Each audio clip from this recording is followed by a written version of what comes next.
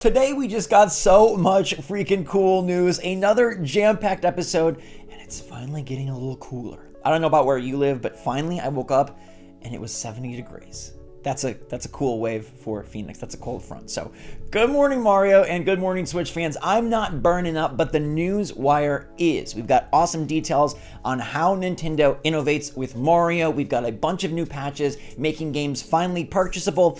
We've got a correction to the freaking Mario voice actor issue. And of course, we've got a Wii U sale coming in your way. So let's jump right into it. What's going on, everybody? It's Zach from SwitchForce. Hope you're doing fantastic. Mortal Kombat 1 got a great patch. It's ready for you to buy. You can go grab that now because it's been fixed up, dolled up, and now I've seen footage and I feel comfortable recommending that version of the game. One Wii U was sold in September. A single Wii U.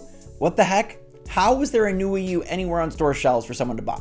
That's the first question. Like, what store in what creepy corner was selling a brand new Wii U? Huh? How? What? Why? And who bought it? I wish, I would be, if it was one of you, I don't know what I would do. I would be so darn excited. I'd have to find out some prize. But who was it? Who is the Wii U buyer? They should come forward. There's only one. It's the first Wii U sold since last May 2022. Who bought it? And who's selling a darn new Wii U? Now, the Mario voice actor was apparently data mined from the demo station. We talked about it yesterday as big cool news. Somehow it's wrong. So Mick was supposed to be Mario, but apparently he's not. Mick Winger is not Mario, even though his representative said he is in the game. He must be somebody else. I apologize for that. I guess we jumped the gun. I don't know how a data mine of a voice actor could be incorrect. Some wires were crossed somewhere, or maybe Nintendo is just trying to be spooky with it. Because Kevin Afghani is actually the voice of Mario, and also the Wonder Flower. The Wonder Flower we hear talking through the game, you're getting to hear a lot more of Mario, but not as Mario. Obviously, they have very different cadences, very different voices, and very different vocabularies. That Wonder Flower, incredibly educated. Mario, on the other hand, is more of a sounds and sights kind of guy. But Kevin Afghani has not really been a voice actor for very long. He's been involved with Genshin Impact as Arnold. That's about it. Done a few years of voice acting, nothing else really major in the gaming space or elsewhere, and now he's freaking Mario. Not Martinet, but Kevin Afghani. Honestly, Mick Winger just looked like a guy that really could have embodied Mario, so I find this a little bit whatever, but the whole thing is whatever because, as I mentioned yesterday, we're going to see multiple people play Mario, and I don't think anyone is going to get the focus or attention that Martinet got, but now we do have the official thing. This is official. This guy came out. He is going to be Luigi. He is going to be Mario. He is going to be the Wonder Flower. I don't know if we'll have Wonder Flowers going forward, but I do love the performance on the Wonder Flower. I think the Wonder Flower is really awesome, kind of like caught off guard, but also cool. I don't know. I like that vibe. I just like that there's also dialogue in a Mario game. Anyways, Mario Wonder will be all over the place on this channel next week, so we'll leave it at that, but just wanted to give you the heads up, the confirmation, the apology that the data mine was incorrect. Kevin Afghani is your new Mr. Mario. Speaking of Mario, we're actually going to go back to Mario. Sorry, I said we were going to leave it to next week, but we're not because Nintendo had a really good interview, okay? Takashi Tezuka talked about how they're able to keep Mario and Zelda relevant 40 years later. Really, really cool questions, really cool concept because it's true. Longevity is so hard to maintain in media, right? Interests change, trends change, people change, everything kind of goes through cycles. We see it with fashion, we see it with film, we see it with we see it with everything. Yet somehow, Mario and Zelda have maintained extreme popularity and extreme quality for 4 decades.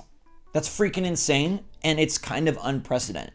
So in regards to Mario, I found this quote so fascinating, and it actually confirms something that I hypothesized back at the announcement of Mario Wonder, which, wahoo, I feel like I really know my Nintendo stuff. When we're creating every individual course, we just keep iterating. We keep looking, working on it until we believe that it's interesting. If it's interesting to play or fun to play, it's because someone made it fun to play. A major characteristic of side-scrolling 2D games is that you can still make changes to the course during the final stage of development. Of course, this cannot be achieved without excellent editing tools. I think it's important to have tenacity and continue to strive for improvement until the very end, referencing feedback from focus groups. Now we'll pause here because the long quote, very true, and a point I didn't really think about. You can modify the layout of 2D courses so easily up to the last moment. Just gonna slide this piranha plant over here. Just gonna slide this coin yay yonder. Just gonna move this Koopa down, right? Just gonna scooch this jump a little further. very cool, and that iterative process is able to allow them to hone in on the most fun courses, the best Mario games. But it's not easy because clearly we see plenty of 2D games that struggle with this, don't control well, don't feel well, and don't evolve. But for Mario, they finally had to make a leap of faith, and Tezuka continues by saying, when looking at creating a new Mario title, we actually went ahead and brought in a lot of younger people into our staff. There are people who hadn't made a Super Mario game before. They're our target audience. They're, of course, developers, but they're also people who enjoy playing games, and so they want to create something that they themselves would enjoy as gamers. Do you remember back in Mario Wonder's announcement when I said, I know Nintendo allowed the younger people to give their thoughts, their ideas, their input, and how crazy, like it gives me goosebumps, how crazy monumental it is for Nintendo, a company so esteemed in their heritage, in their old dudes, right? Miyamoto been there from the beginning, working his magic, and Nintendo has a lot of reverence and respect for those people, but I knew they brought in new people. It's so smart. They didn't deviate from what makes Mario Mario. They didn't go some total 180, but they allowed the people that they're targeting for their audience, today's gamers, young people that they want to bring into the Mario fold, into the Nintendo world, allow them to give their input and design something that still felt true to Mario, but breathed fresh air into the franchise, and it's so notable, it's so awesome, it's so cool. They do say we never, ever ignore the feedback we get from our new staff members, but I can clearly tell you this is the time where they really opened up to it. I think in the past, Nintendo, maybe younger members were a little bit shy to give their input because there were such notable, famous game developers on the teams. But now they're open to that, and I think that's why Mario Wonder has wonder. Like, truly, yes, it's because of the young people, and that's really awesome. Now for Zelda, we got some comments from Aonuma, which I'll read to you now. When it comes to Nintendo's development, I think we have a bit of tenacity with the ideas that we come up with. This is something I think Mr. Miyamoto has said in the past, but when you have an idea and try to make it work and it doesn't work out, you don't give up on that idea. Instead, just wait for the right opportunity to arrive. Those ideas, and I think this is true of our developer, stick around in their heads. They keep them with them as they continue in their work. When those pile up and the right opportunity presents itself, we find the opportunity to implement those ideas. So basically they're saying they don't trash ideas just because it doesn't work at the present. If it was a good idea, they'll let it percolate, they'll let it sit, they'll put it kind of on the back burner, but always have access. And I think that's how you see evolution from like Breath of the Wild to Tears of the Kingdom. Ideas that maybe didn't work perfectly for Breath of the Wild made a whole darn game for Tears of the Kingdom.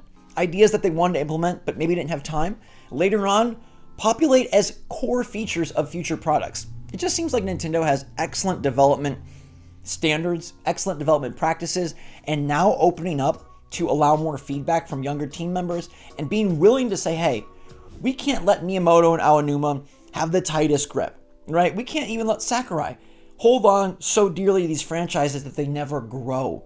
And it's something that will make Mario and Zelda and Smash Bros. And all the other franchises magical from here on out forevermore. There's a reason Nintendo has been so successful as long as they have, with the same darn characters and the same darn franchises. Outsiders will poo-poo all the time. It's just Mario after Mario after Mario, but they are absolutely blind to the fact that these games, these franchises, these series, these characters, they all evolve. And they've gone through some of their largest evolutions in this era that we've ever seen. And it's because of Nintendo's commitment to excellence, their tenacity with new ideas, and their willingness to embrace change while still staying true to the roots. It's very Disney-esque, it's very Mickey Mouse, and it's why Mario made $1 billion at the box office. It's why the theme park's so successful, and it's why we care about Kevin Afghani being the voice of Mario. Nintendo is a product that is golden, and by continuing to evolve and not being stuck in the past, they allow that gold to continue to develop shine rather than rust out and become something bronze. I am so proud of Nintendo. I love where they're at. And like I've said before, I think the Switch 2 era is going to blow your minds even more than the Switch. Let me know your take in the comments down below. Are you ready and excited to pick up Mortal Kombat 1 now that it's patched out? Did you buy the Wii U? And what do you think about Nintendo's focus on innovation and tenacity to keep these franchises fresh? Thanks so much for watching, everybody. Stay safe, stay healthy, stay happy, stay positive out there. And until next time, SwitchForce out.